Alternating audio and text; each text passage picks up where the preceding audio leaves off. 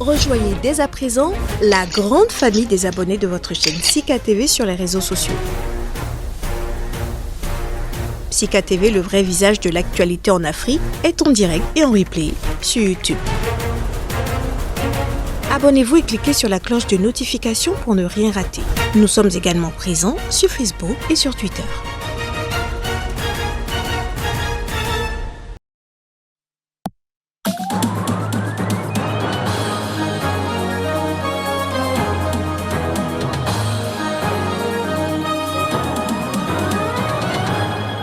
À la une de l'actualité ce Vessi où le président du Burundi, Evariste Ndayishimiye, à lors d'une réunion publique avec des magistrats, réprimandé les juges qui l'accusent de corruption. Alors qu'il sera inhumé ce jeudi au Sénégal, le gouvernement tchadien a indiqué qu'aucun hommage officiel ne sera rendu à l'ancien président Hissène Habré, mort mardi du Covid-19 à l'âge de 119 ans.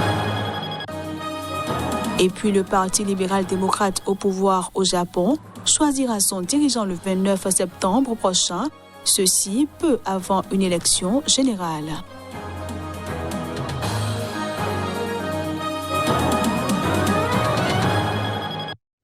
Voilà pour les titres. Bienvenue à tous. Le président du Burundi, Evariste Ndayishimiye, s'est livré ce mardi lors d'une réunion publique avec des magistrats à une violente charge contre l'institution judiciaire. Il a accusé les juges de corruption, une honte qui empêche notamment le développement économique du pays, soutient-il. Partout où je vais, je reçois plus de 1000 doléances contre la justice par jour et je les trouve fondées, a déclaré le président devant plusieurs centaines de juges et procureurs. Les gens me disent « Excellence, Monsieur le Président, notre problème, c'est la justice. La pauvreté que nous vivons aujourd'hui, c'est à cause de la justice. Votre cause ne peut être entendue sans vendre votre chèvre, votre vache ou votre terre pour soudoyer », a-t-il raconté. D'autres me disent que ce sont les juges qui sont à l'origine des tueries dans le pays, car les gens se rendent justice. Les gens sont désespérés, a ajouté le président, qui a fait de la lutte contre la corruption une priorité depuis sa prise de fonction en juin 2020. C'est une honte ce qui se passe dans ce pays, a-t-il lancé. Pays parmi les plus pauvres du monde, le Burundi a été classé parmi les 10 plus corrompus par Amnesty International. L'ONG Transparency International le place en 165e position sur 180 pays. Cette corruption décourage tout investissement, affirme Evariste Ndayishimiye. Les investisseurs étrangers ne viennent plus au Burundi. Vous trouvez des stratagèmes pour les dépouiller de leur argent. Ils n'ont nulle part où se plaindre. Vous vous mettez en bande pour les escroquer et en même temps, vous dites que vous voulez le développement pour notre pays, a-t-il lancé. Même le Burundais a peur d'entreprendre car il se dit « Je renonce, car je sais que mon projet va être détourné et personne ne va me rendre justice », a-t-il poursuivi. Aucun développement n'est possible dans un pays où il n'y a pas de justice. Il ne peut pas y avoir de paix, a-t-il ajouté. Un président du tribunal du Sud-Est lui a répondu au cours de cette réunion que les magistrats étaient prêts à changer de comportement et à se corriger, mais a aussi appelé le président burundais à mettre fin aux interférences des responsables politiques dans la justice. L'ancien président tchadien Hissène Habré, décédé mardi au Sénégal, où il était détenu pour crimes contre l'humanité, sera enterré au Sénégal. C'est ce que préfère sa famille, à défaut qu'un hommage officiel dû à son rang d'ancien président lui soit rendu dans son pays. Le gouvernement tchadien avait indiqué mardi qu'il ne s'opposerait pas au rapatriement de la dépouille de Hissène Habré, mais qu'aucun hommage officiel ne lui serait rendu en raison de ses condamnations et par respect pour ses victimes. Nous n'avons rien demandé au gouvernement tchadien et un jour viendra où le président Habré sera entièrement réhabilité et tout ce qu'il a fait pour son pays sera reconnu, a déclaré une de ses épouses, Fatimé Raymond Habré, dans un communiqué signé d'un des avocats de l'ex-chef d'État, Maître François Serres, et transmis mardi soir.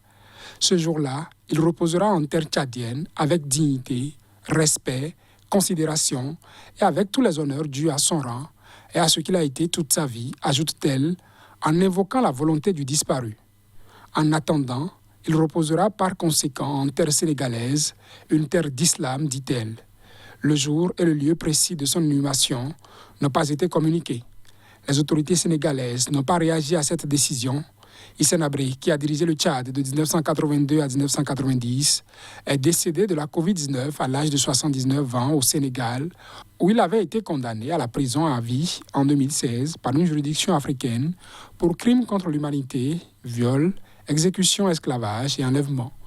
L'ancien président camerounais Amadou Ahidjo, qui dirigea son pays de 1960 à 1982 de manière autoritaire, avant de partir en exil et d'être condamné à mort par contumace, a également été inhumé au Sénégal, à Dakar, à sa mort en 1989. Parlant toujours de l'ancien président Hissène Habré, le gouvernement tchadien a indiqué qu'aucun hommage officiel ne lui sera rendu. Cette décision est motivée par ses condamnations et par respect pour ses victimes. Le Tchad ne rendra aucun hommage officiel à l'ex-dictateur Hissène Habré en raison de ses condamnations et par respect pour ses victimes, selon le porte-parole du gouvernement. L'homme qui a dirigé le Tchad de 1982 à 1990 en menant une terrible répression est décédé mardi au Sénégal, où il était détenu depuis sa condamnation à perpétuité pour crimes contre l'humanité par une juridiction africaine.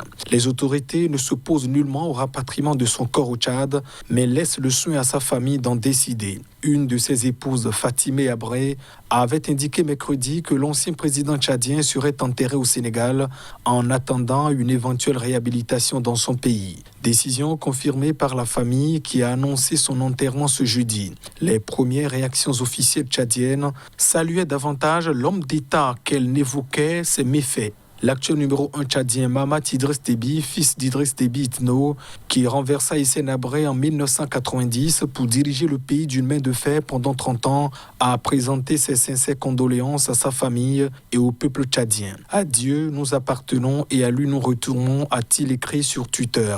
Hissène Habré laisse au Tchad l'image d'un chef de guerre et grand patriote qui a cherché à consolider le jeune État, mais dont la présidence reste entachée par une féroce répression.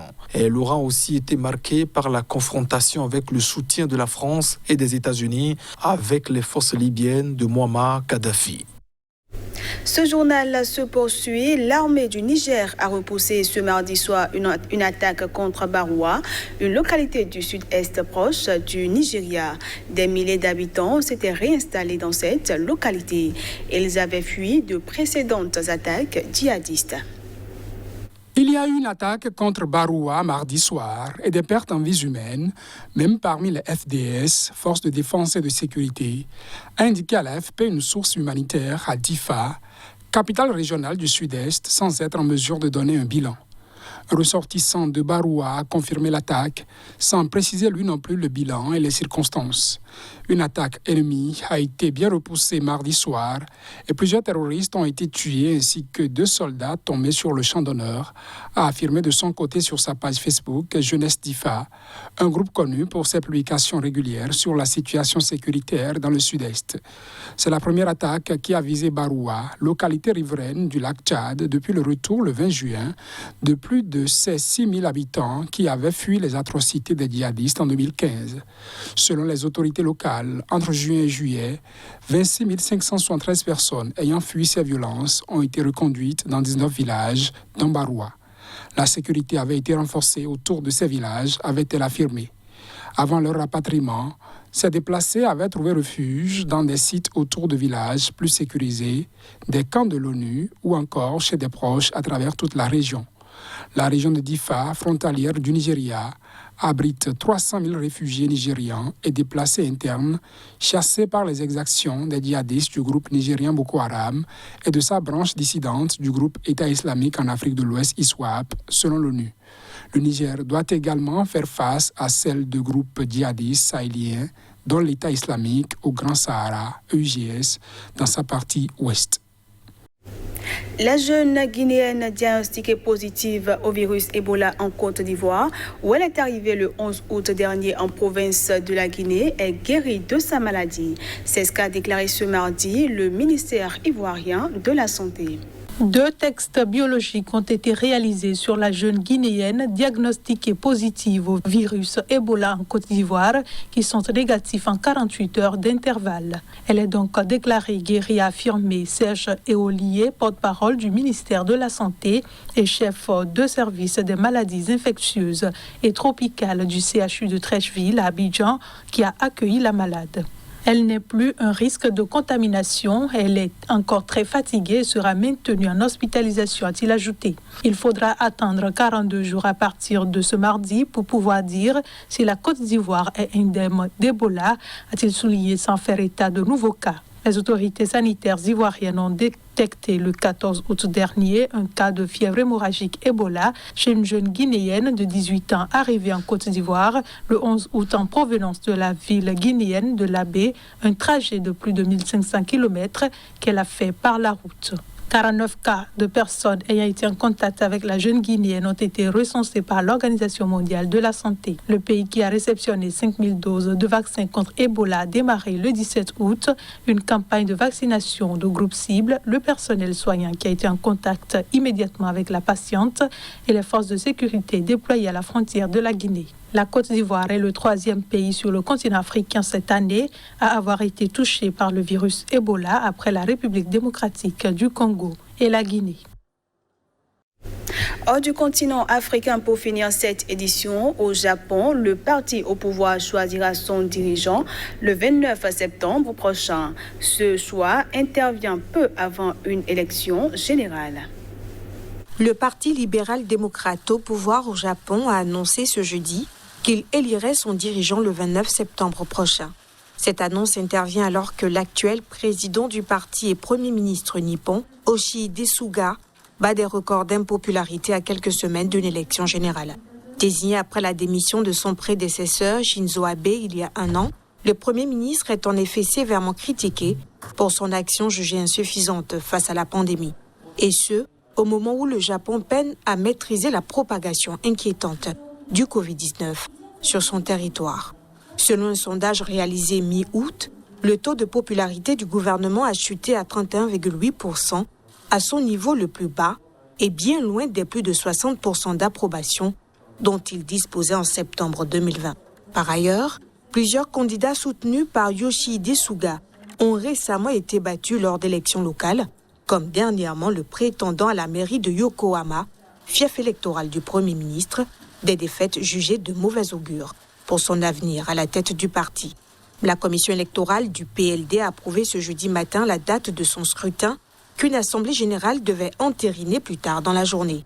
Au moins 3 prétendants ont signalé leur intention de disputer le trône à Yoshihide Suga. Il s'agit de l'ancien ministre des Affaires étrangères, Fumio Kishida, qui s'est officiellement déclaré ce jeudi, du stratège politique en chef du parti Akubun Shimomura et de l'ancienne ministre ultra-conservatrice Sanae Takaichi. Et voilà, mesdames, messieurs, ce sera tout pour cette édition. Merci à tous de l'avoir suivi.